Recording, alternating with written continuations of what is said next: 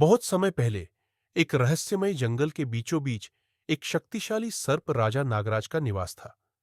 नागराज को अपनी शक्तियों का वरदान मिला था, लेकिन साथ ही उसे श्राप भी था। वह इस जंगल में तब तक कैद रहेगा जब तक कोई उसे इस श्राप से मुक्त नहीं कर देता। इस श्राप के कारण नागराज को सर्पों के खजाने की रक्षा करनी थी, और यही उसकी नियति बन गई। वर्षों तक लोगों में नागराज और उसके खजाने की कहानियां गूंजती रही।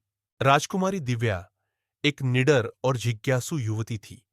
उसने बचपन से नागराज की कहानियां सुनी थी और उसे मुक्त करने की ठान ली थी। एक दिन उसे महल के पुराने पुस्तकालय में नागराज का एक प्राचीन नक्शा मिलता है, जिसमें नागराज के महल का रास्ता छिपा था। दिव्या ने निश्चय किया कि वह इस खजाने की खोज और नागराज की मुक्ति के लिए इस साहसिक यात्रा पर जाएगी। दिव्या अपने मन में कहती है, मेरा उद्देश्य सिर्फ खजाना नहीं है, मैं नागराज के श्राप को समाप्त करने निकली हूं। जैसे ही दिव्या ने घने जंगल में कदम रखा, वह अजीब सी आवाजें सुनने लगी। जंगल की घनी झाड़ियों में जहरीले पौधे और खतरनाक जानवर उसके रास्ते में आते हैं, लेकिन दिव्या अपनी तलवार और अपने साहस के बल पर आगे बढ़ती जाती है। उसे महसूस होता है कि उसके आसपास कई सर्प उसे देख रहे हैं, जैसे वे उसे एक गहरे और रहस्यमय रास्ते पर ले जा रहे हो। फिर भी वह डगमगाती नहीं और साहसपूर्वक अपने मार्ग पर आगे बढ़ती है। आखिरकार दिव्या एक पवित्र और अंधेरी गुफा के भीतर पहुंचती है। वहां वह एक विशाल सर्प को देखती है, जो धीरे धीरे एक मानवीय आकृति में बदल जाता है। यह नागराज था, जिसकी आंखों में गहरा दर्द और शक्ति की झलक थी। नागराज दिव्या को देखता है और कहता है, कई लोग मेरे खजाने के लोभ में यहां आए, पर कोई मेरे श्राप को समझ न सका। मुझे मुक्ति का इंतजार है, एक पवित्र हृदय की जो निस्वार्थ हो।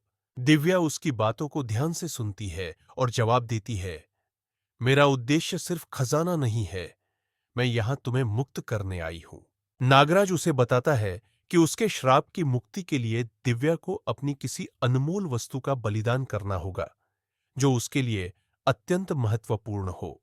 दिव्या सोच में पड़ जाती है, लेकिन फिर अपने पास मौजूद वह ताबीज निकालती है जो उसके परिवार की अनमोल धरोहर थी। यह ताबीज उसे सुरक्षा प्रदान करता था, लेकिन नागराज की मुक्ति के लिए वह उसे छोड़ने के लिए तैयार हो जाती है। दृश्य में जैसे ही दिव्या वह ताबीज नागराज को अर्पित करती है, गुफा में एक तेज रोशनी फैल जाती है। नागराज की आंखों में संतोष और शांति का भाव आता है। उसका श्राप टूट जाता है और वह मुक्त हो जाता है। नागराज आशीर्वाद देते हुए कहता है, तुम्हारे साहस और निस्वार्थता के लिए मैं तुम्हें आशीर्वाद देता हूं। यह जंगल सदा तुम्हारा ऋणी रहेगा। नागराज अंत में दिव्या को आशीर्वाद देकर गुफा से गायब हो जाता है और जंगल में शांति लौट आती है। दिव्या अपने राज्य लौट आती है।